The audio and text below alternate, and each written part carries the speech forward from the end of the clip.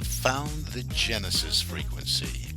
This is Dr. Stephen J. Kazmina welcoming you in to another episode of a show that focuses on your whole life prosperity and success. Whole life prosperity and success by cooperating with the universal laws that are available to each and every one of us.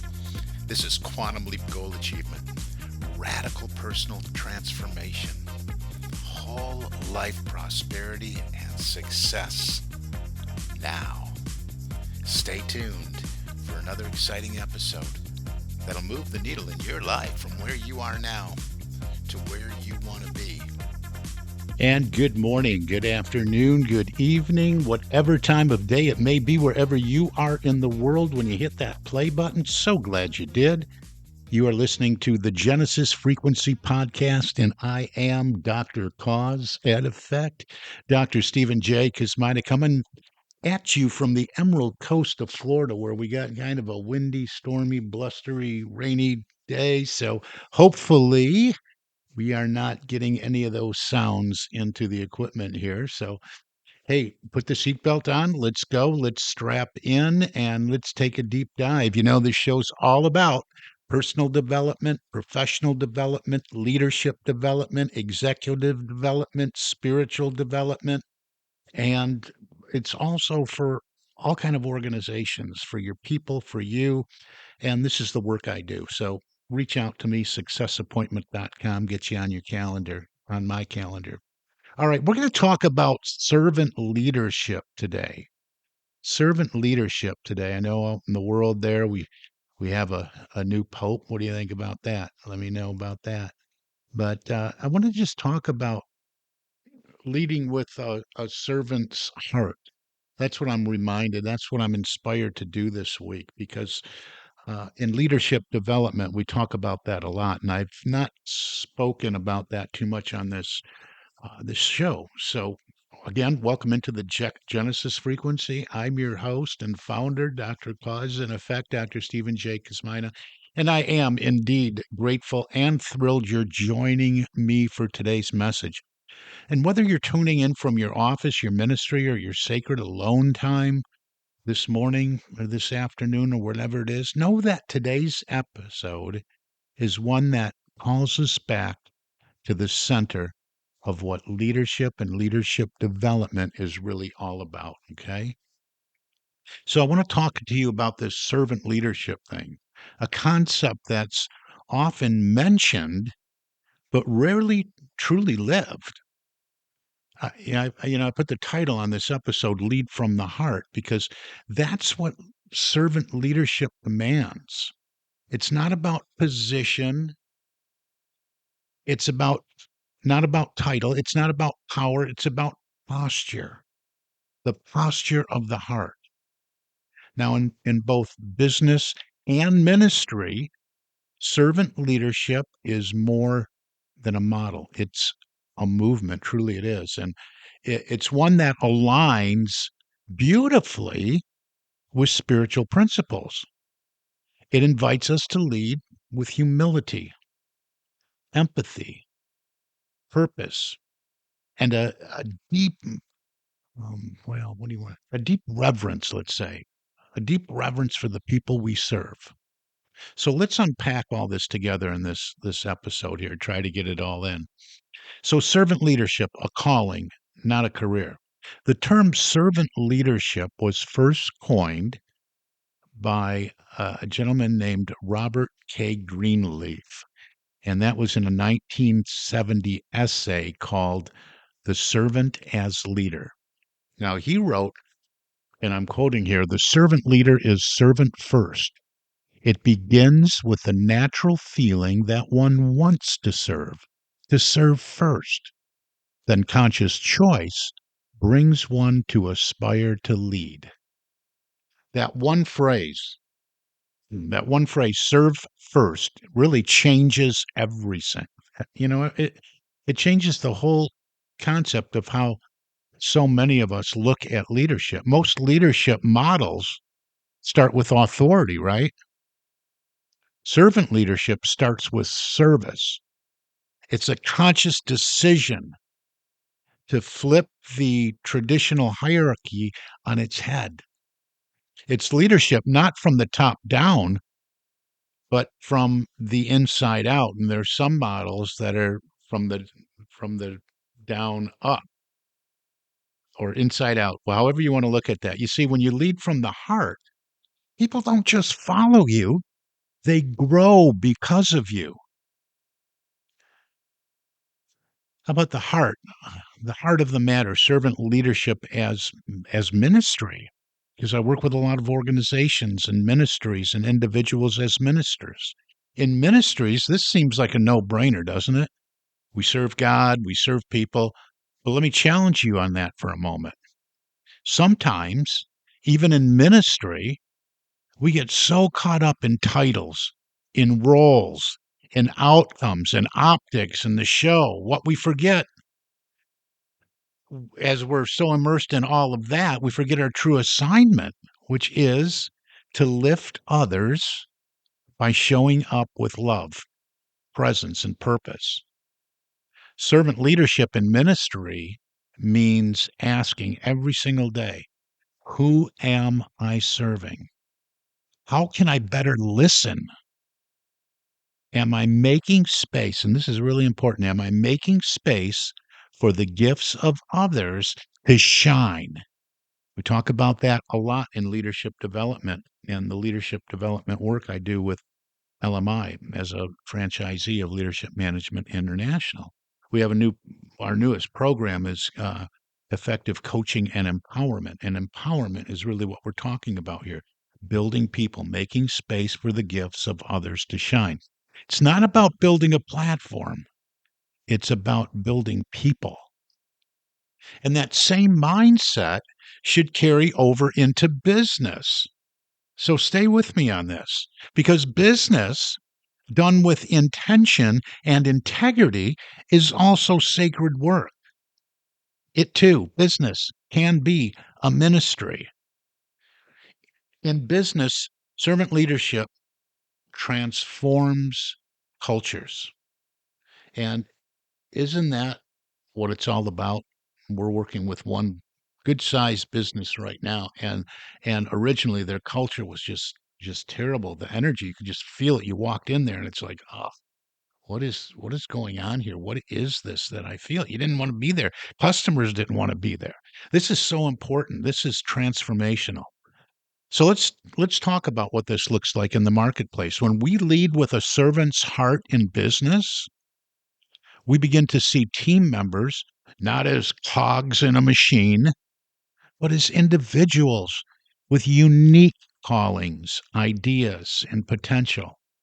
Now, this means prioritizing relationships over transactions, listening with intention to understand, not just to respond, empowering people to act, grow, and contribute their best, modeling compassion and care, especially in times of uncertainty.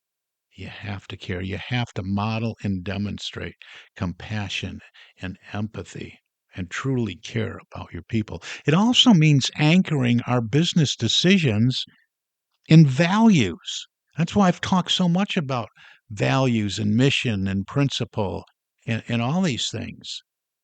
Not just talking about mission statements, but living them, walking them out in boardrooms and break rooms alike, being what it is. So, what are some of the characteristics of a servant leader? I put together a few here for you today for this episode.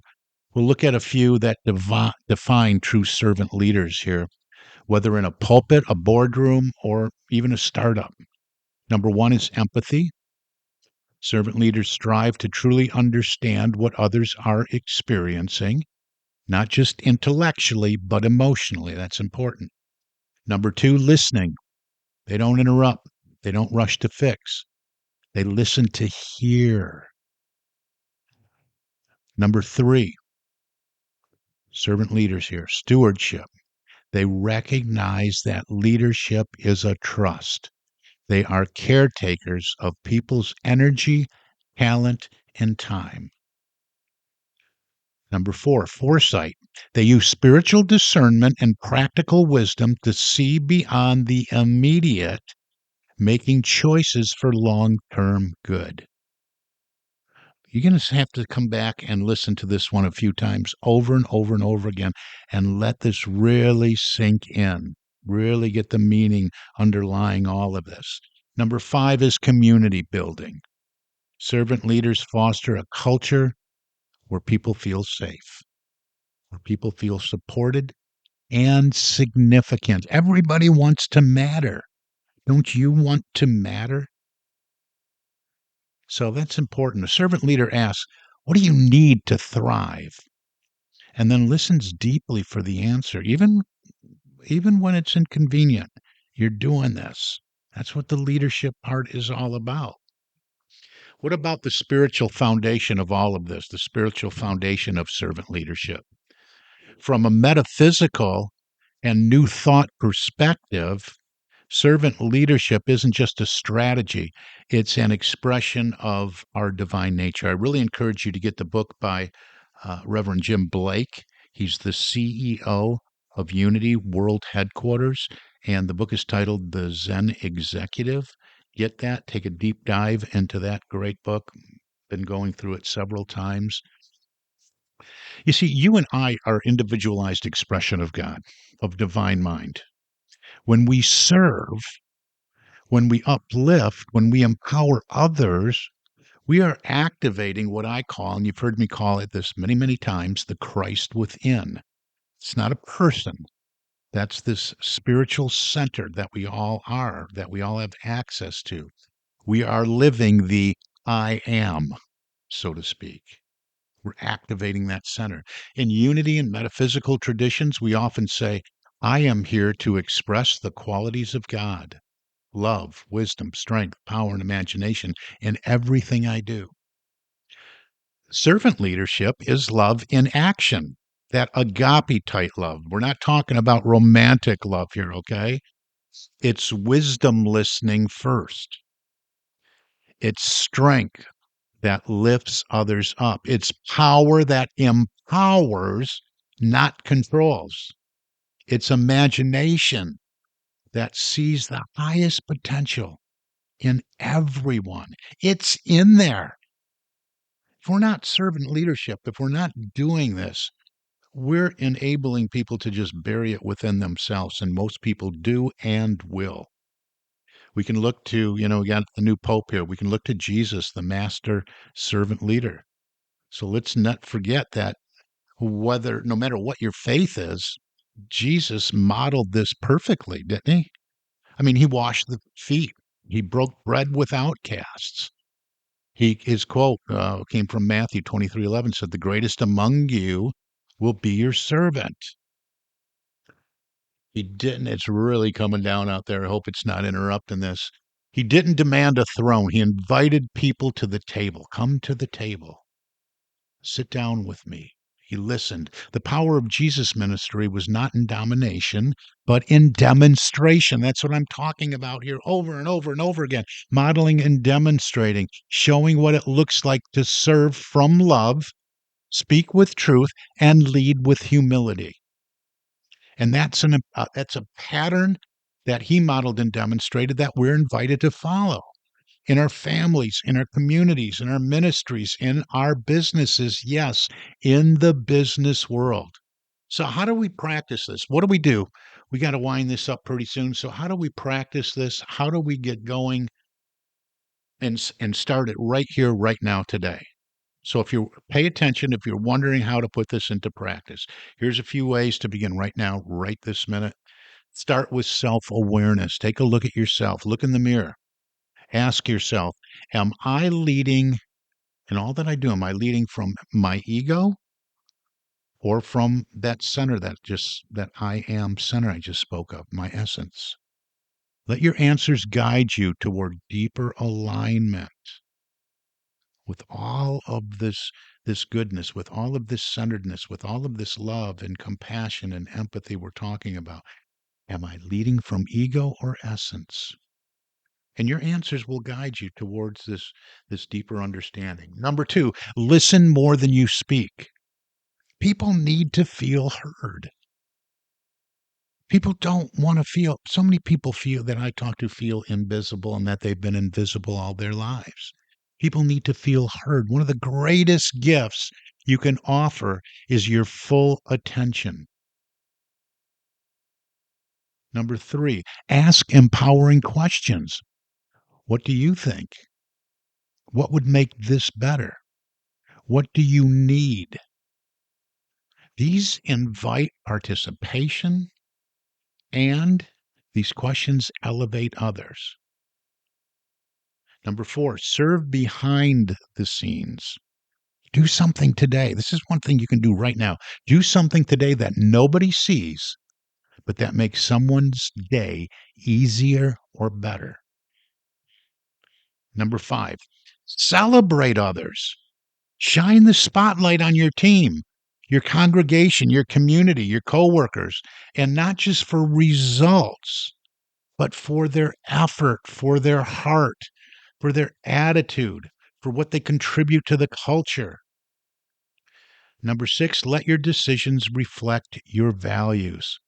Be consistent. This is all about modeling and demonstrating. Be consistent, be clear, be courageous in doing the right thing, even when it costs you something.